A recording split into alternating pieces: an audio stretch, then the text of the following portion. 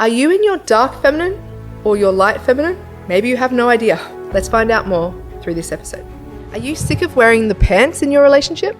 You want your husband to take charge? Learn how you are the one who's causing the problems right now. Women want men to be more manly, whatever that means, and men want women to be more playful and surrender and joyful, but don't know how. The thing is that we actually need to understand masculine and feminine energies, how they show up for us, and how we decide to show up in our relationships within them. Learn how in today's episode. Welcome to Life by 8, your blueprint for living the most extraordinary life. I'm Rebecca. And I'm Paul, and we're your hosts on this journey to designing your ultimate life. Understanding your nervous system and how the words you use create your reality, this is the foundation required to reach your full potential. In each episode, we'll dive deeper into the tools and practices that help you align with your true self and unlock lasting transformation. So let's go. It's time to live Life by 8. Okay, so today we are going to be speaking about polarity in relationships and the importance of the masculine and feminine energies, what they are, what they mean for you as an individual, and how they show up in the collective. So how they show up when you are in a partnership, in a romantic relationship with somebody. So if you haven't already checked out, we have an episode on masculine and feminine energies that you can check out up here. The link's up in the top. However, I'm going to explain a little bit more about masculine and feminine in and of itself, and then I will take you through what may trigger you to be in certain areas and parts, and some of the reasons why you might be in those areas when it comes to the energies for yourself. And then how and why it's important in a relationship when you come together for those dynamics to shift and change, and where you might be getting stuck, bored, or where there might be a lot of conflict, the reasons why that could be happening, and why masculine and feminine energies can help you make sense of that. So the masculine energy is what I call the doing energy. So that means that, and I divide this into light and dark masculine. Now each quadrant, each area of these energies has both positive and negative, has the polarity in itself. In the dark masculine, this is where people get things done. They are straight to the point. They stand in their power.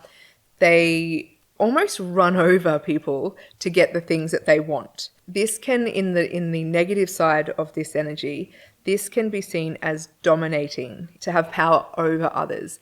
This can also be where the bad boy mentality might come in. So lots of movies showcase the dark masculine in the unhealthy ways.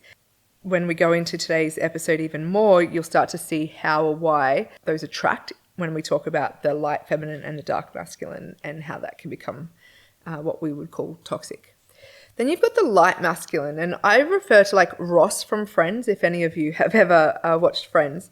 This is where it's like, you know, the knight in shining armor, where they're stable and they are predictable and you can rely on them. However, it can be in the unhealthy parts of the light masculine. It can be where the people pleasing happens. It can be where they just say, you know, they're submissive. I'll just do whatever you want, I'll do that. And when this energy shows up in a partnership, this can either be really boring if you are matched with a light feminine energy, or it can be you can be walked over and be dominated if it's a light masculine, dark masculine at play.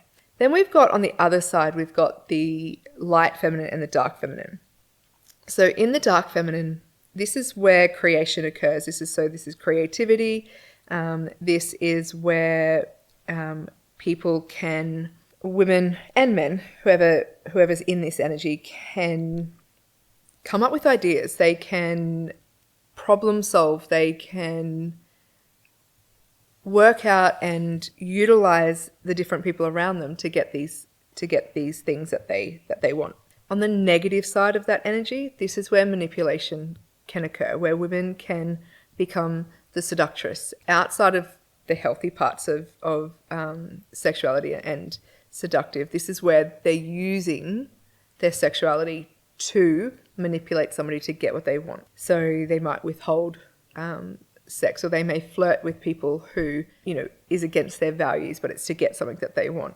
So that dark feminine can come out to play in those ways that may be seen as unhealthy. Then you've got the light feminine, and this is where it's more playful and spontaneous, and where a lot of women these days crave to be, and this is where they surrender and they are nurturing people and the loved ones around them. However, on the unhealthy parts of the light feminine, this is where it can be, you feel like a doormat, where people are walking all over you, where you are saying yes when you want to say no. You are getting manipulated in this energy when you're sitting outside of the circle. That's a really quick, explanation of the 4 quadrants I talk about, or the 4 different types of energy when it comes to masculine and feminine. And there's this circle, and I have a free resource which you can download. And when I give you the strategies of how to become aware of where your energy is at, this resource is something that helps a lot of my clients. So when you have a look at it, you'll be able to see that there's a circle that encompasses all 4 of them. And we want to look at and work on the traits and the things that are in the healthy circle, and where we are playing outside of that, which would be deemed unhealthy, and potentially the shadows. That's just to give you a rough idea of what the masculine and feminine energies mean. So for me, masculine's doing, feminine is being. And we want to be able to flow between all. This is not a gender scenario as in male and female. This is masculine and feminine energies that we all have within us. We all sit in different areas and different parts of this energy at different times, and they can be triggered by different experiences and scenarios. So as a collective consciousness, as a, global way of looking at this, and I'll focus mostly on the Western cultures, on Australian specifically here, is we have and we are in a point of time where women are heavily in their masculine energy. And this has been really since about the 70s or 80s, where women have been encouraged to go back to the workforce, to not be at home so much, to develop careers, to have equality, all of these things that are super important for the evolution of humanity. However, what it has meant is that there are a lot of women in the doing, in the masculine energy, which is where a lot of men used to be. What that means is then we all of a sudden had breakdowns in relationships. We had polarity. And then also what we've had is energies that have been conflicting. So for example, if you have women, and I am in the past have been somebody who was predominantly in my dark masculine, and that meant that I was super independent. I would just rely on myself. I would get things done. I would do what I say, no matter what. And that independence, when I've been in past relationships, I wasn't aware of how this played out in the dynamics sexually, or even just intimately, and even in our emotional connection, and what it meant for the men that I was in relationships with.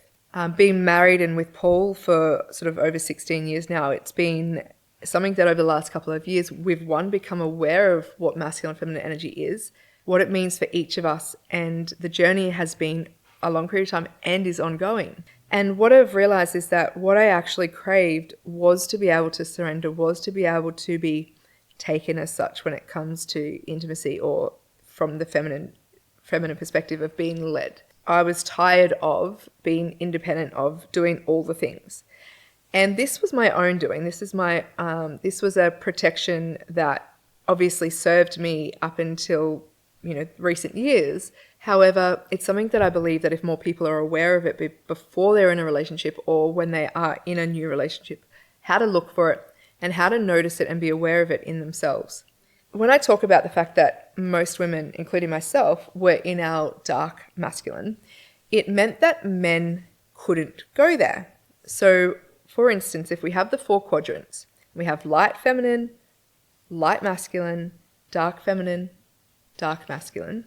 If the woman is down here in the dark masculine, the male can't be there.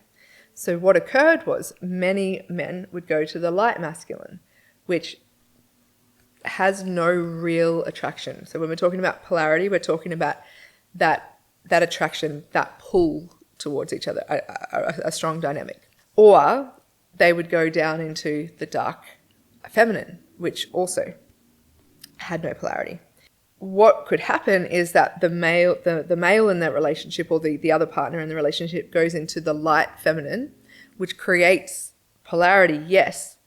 However, if nobody is shifting and it is only this, the other parts of the individuals in the relationship are not being met or need. So the flexibility is gone because somebody's staying in this place, somebody's staying here. The goal for a healthy partnership is to be able to move around within our own energies at different times and to be able to read that and move to the other sections so our partner can be their full self, their full humanity. When I was here, it meant that Paul would be in the light masculine a lot of the times. And so as we sort of learnt, my goal was I was aiming to go up to this light feminine because that's what I wanted, and he wanted to be able to lead and to make decisions and to do the things, and I wanted to be able to surrender and be. And so when I would go straight there, I couldn't hold it because Paul would go down here for a moment and then would go back up to what he would know, same as I would go up to here, and then I would go straight back to what was known, what my nervous system knew. Then all of a sudden we had these confusing moments in our lives where we didn't actually know who was who and what was doing, what we were doing and who was making decisions. And so if I went up to the light feminine and Paul would aim to go down to the dark masculine, but then go back up naturally, then nobody's in the making decision space, nobody's doing the thing. And so then I would automatically go back down there. Unconsciously, that can create resentment, that can create confusion. And it wasn't until we opened up the conversation around masculine and feminine energies where we could start to see that and become more intentional about it. And for me on my own journey, what I realized was instead of going straight up to the light feminine, I explored what the dark feminine meant for me. So instead of being in the dark masculine, I would move over to the dark feminine and play with what that meant. Creativity is a big part of my life.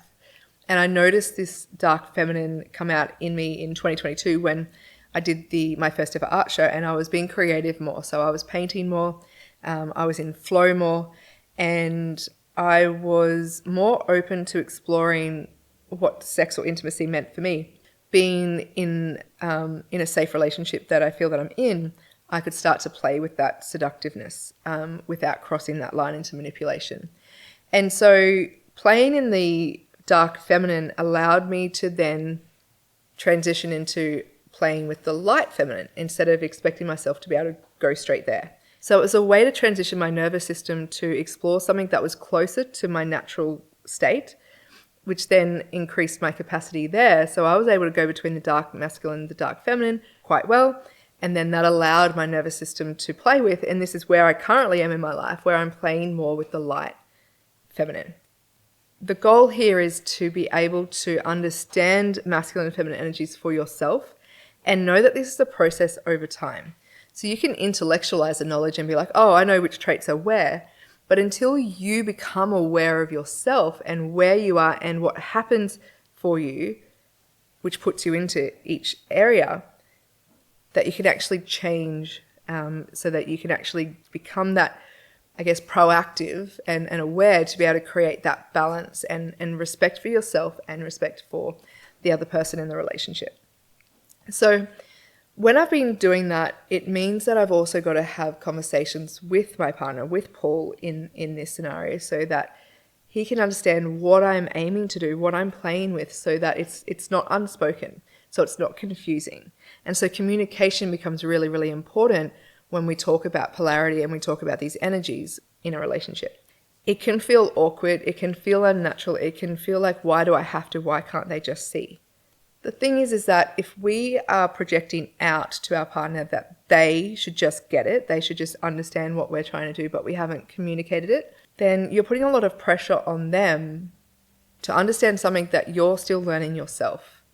And so that communication, even though it feels awkward, and it can feel awkward, it's really important so that you clear up as much grey and it's as black as white as possible. Because the goal here is to improve the relationship. It's to deepen the connection, to deepen the attraction, the sexuality, the intimacy, that polarity, that ability to create the polarity in a relationship is what gives you the sparks. It's what gives you the drive. It's what gives you the excitement long term. And so this isn't just a fixed space, as in you go here and you go here and that's where you stay. The goal here for a fully lived, fully expressed life is your ability to go between all areas of the energies and know that your partner can also flow, and you can utilize and know how to make that work together. That is the beauty of understanding the masculine and feminine energies. Yes, start with yourself. The goal here is to be able to start with what it means for you and what might trigger you to move into certain areas. So for instance, if I felt like I wasn't paying attention to what intimacy means to me, the sexuality front, I may go straight to the dark masculine because I feel like I can control the scenario and I feel safer there because that was my default, that was my normal in the past. If, for instance, I'm around, and this is outside of a relationship, but if I was around certain types of females that were playing either in the dark feminine or the light feminine in the areas that didn't feel what I would deem safe, then that may put me into the light masculine or the dark masculine to protect myself from that. Because if I'm around that energy and then I stay within the same energy as them, that is where gossip, that's where manipulation, that's where women hurting women, dragging women down can come out to play. And so for me, as I'm learning this part of who I am, I would default to avoid going to where the other women would be, because we would then go outside of that circle, what I call the safety circle. And we would be playing with energy that's not something that I really want in my life or how I want to imprint or express that myself. So when it comes to friendships and relationships with the same gender, it's really important to be aware of what do you want that energy to look like for you, and to be around and surrounded by people who are utilizing that energy and being in that energy in the way that you want. So when it comes to practical steps for embracing and navigating the polarity in this space, in a relationship within yourself, there's a printout that I get clients to put on their fridge. And there's this image that I have, which you'll be able to download in the notes, is when you have it on your fridge, it's almost daily where you'll be able to see the traits of each of these quadrants. And what I get the client to do is to put a magnet. So you might have a little magnet that you put in where you think you are that day. So if you're feeling like you are in the light feminine, then you might put your magnet in there for the day. If you're by yourself, so if you live by yourself, then this can be really great insight for self-awareness.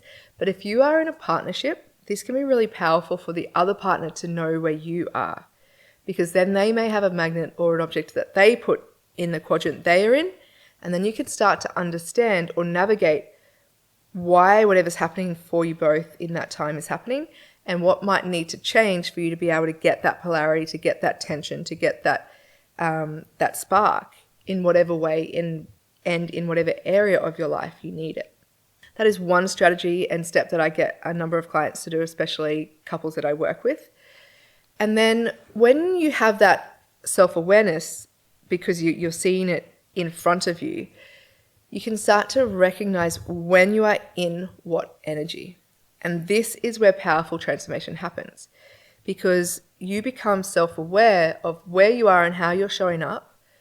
And when something comes into your life, when something triggers you, you can start to notice where it pushes you. Or even as much as when you are around certain people, what energy do you go into? And how does that impact your relationship? So like, for example, I've got clients who, when their partner goes to football or is playing a game of football, it's like they feel like their partner changes. Because when their partner is around their team, which is full of men, they go all blokey and rah-rah, and the way they speak about women is different to when he's by himself. And that really triggers her and how she feels from a safety perspective. So she notices that takes her out of the light feminine and puts her into the dark feminine in a way that she doesn't want to be. So she finds that it's almost like she'll get back at him and manipulate sex in the relationship to get that power back over. Because in her past life, when she was growing up, not past life, what I mean is in her younger years, she would be and was spoken about negatively and referred to as a slut or a whore and all these sorts of horrible words when she was a teenager. that then she used sex to manipulate the dark masculine. And then that was what would keep her in a cycle of attracting the bad guy, the guy in the leather on the wears a leather jacket, smoking a cigarette on the bike, the one that in the movies the parents say you never date. She would get into a cycle of dating men who weren't healthy for her, and they would bring out what she would call the worst in each other. But the great thing is that she had the awareness of the trigger that was causing her to go into that space. And that was Friday Night Football, meaning when he would come home or when she would be around the entire football team, all the guys, and what it changed her partner and where it put him. So it took him into his dark masculine out of the safety zone, and he wasn't aware of it at the time. So they would end up in this conflict, in this cycle. Then eventually it would either just go back to neutral, or they'd forget it, suppress it, and move on, and then the cycle would happen the next week or a month later. When you can recognize where you are and in what energy, and then on top of that, when you can actually see what triggers you to move into that energy, you can start to actually become proactive and have stronger communication so that you can have better connection, but also feel safe enough to ask for what you want or what you need, but also to recognize what your partner may need or want. Because this is not just about you and what you want. It's also about how do you show up for your partner in the relationship in the way in which they may need when they are going through or being whatever is for them. And so when you can become aware of where you are in the safe circle, whether you're in it or out of it, then you can start to really understand and do the work on your shadows.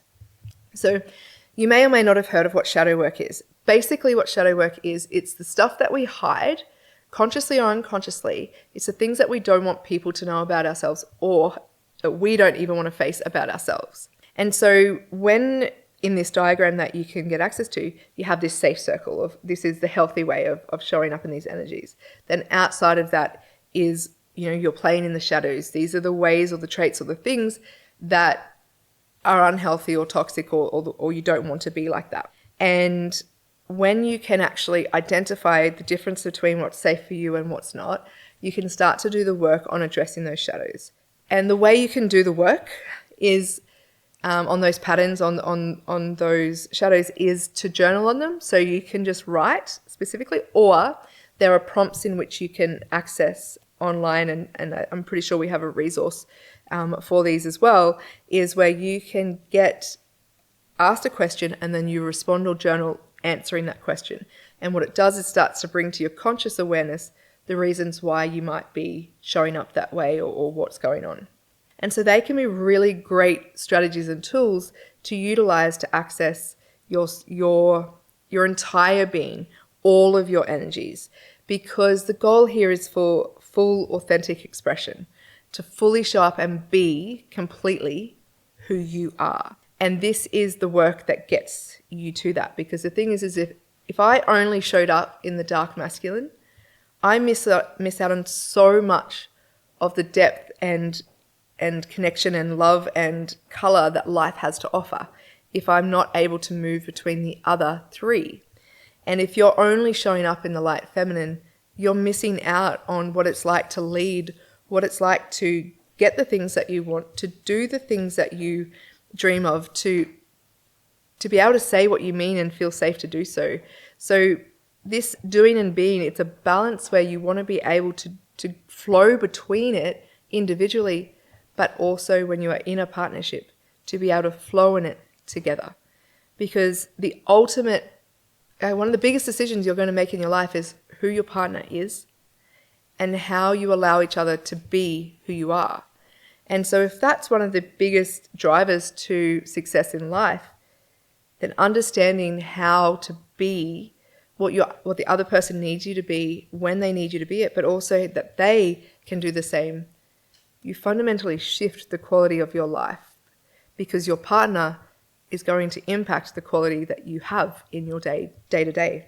I've given you a number of strategies there, and you can get those resources below, but I also want to talk about how can you go deeper if you feel stuck. If you are journaling and the prompts you're feeling like you are getting stuck and going deeper. This is where working with a coach can help you understand the why and how to break these patterns. And so when I was looking at how to go into the light feminine myself a few years ago, went into a personal development room. I deliberately chose the facilitator because I didn't like her. And I wanted to know what in her was me. And so I remember saying it on the microphone, the reason why I was there. And I had said, I don't like you, but I want to know what in you is me. And over the time in that space and around that person, what I realized was it was the dark feminine that I didn't like. And I was rejecting within her, but I was also rejecting that within myself. So as I integrated the parts in the shadows that I saw within her that I didn't like, and how I was rejecting those parts of myself, when I integrated those, I was able to explore the dark feminine more and to be in that safe, healthy circle. And then also have the examples of how people go out of that circle and how they manipulate people with it. But it also meant that I could play in the light feminine.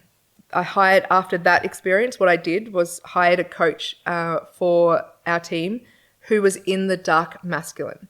And the reason I hired a male coach who was in his dark masculine healthily was because it allowed me to go into the light feminine. Because at that time, Paul and I hadn't worked out fully how to be able to hold those spaces for each other. And so it allowed me to be accountable to somebody else. It allowed me for somebody to tell me what to do. And so that allowed me to be in places of surrender, to be able to be more nurturing, and to practice what that meant when space was held by somebody who's in the dark masculine, even though it was professionally. When you work with a coach and when you get really specific with masculine and feminine energy in yourself, you start to make decisions that's going to help you grow to become that person you want to be, and also to help that relationship, your relationship, to be what you want it to be.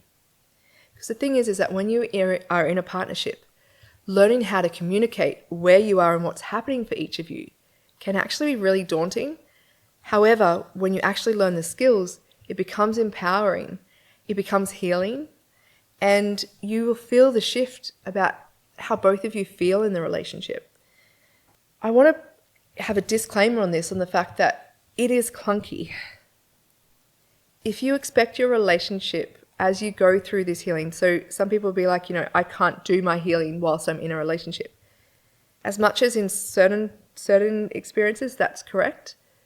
But you can heal whilst together if you're both on the same journey, meaning you're both willing to face yourselves, to face your shadows, and to do the work on yourself, and know that it's not going to be like a romantic comedy. It's not going to, well, actually it feels like a comedy sometimes, but it's not going to be smooth sailing. You are going to have moments where it feels icky, where it feels stuck, where you feel like you're on a different level than they are, and you're on completely different pages, chapters, completely different books at times.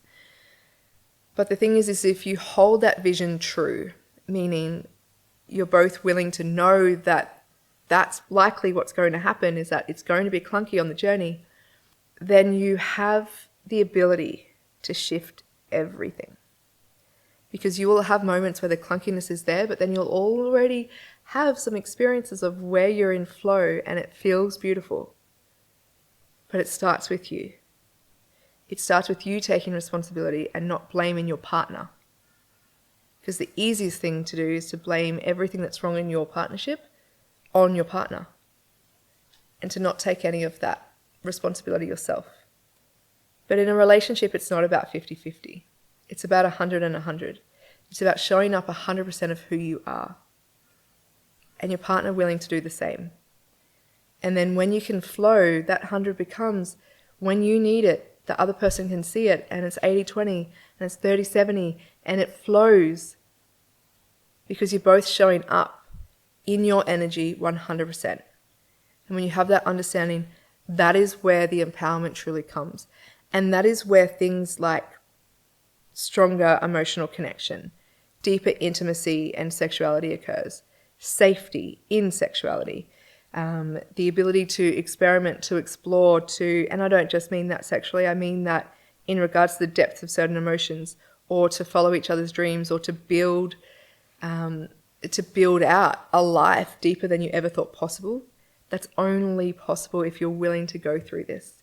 And as somebody who's one part of a whole, but feeling whole within myself. So when I say one part of a whole, I mean I can only speak on my own journey in my marriage on this, and it has been at times really, really difficult and really hard.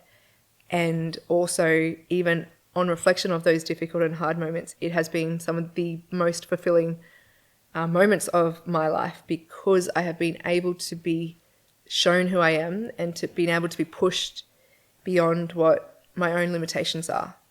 I'm so thankful and grateful for the fact that I get to be in a relationship with somebody who's also doing the work, and working with clients and people who are in relationships, working with both the husband and the wife, or the wife and the wife, and the partner and partner, and sometimes working with one first and then the other partner comes on board after. Having explored and doing that work as a coach over the last 2 years has deepened my relationship, deepened my understanding of my own abilities when it comes to masculine and feminine energy, and knowing the importance of it. Because the thing is that on social media, you might see, the feminine being shown up as being in dresses and being all of these things, and you need to do this and you need to do that. I want to advocate for the fact that you don't have to wear dresses to be feminine. You don't have to wear pants to be the man. It is innately within us, and before clothes were invented, we literally were wearing leaves. Some of us, most of the time, were naked. But this is what I'm getting at here, is it's not about what society deems as male, female, masculine, feminine. It's what it means for you.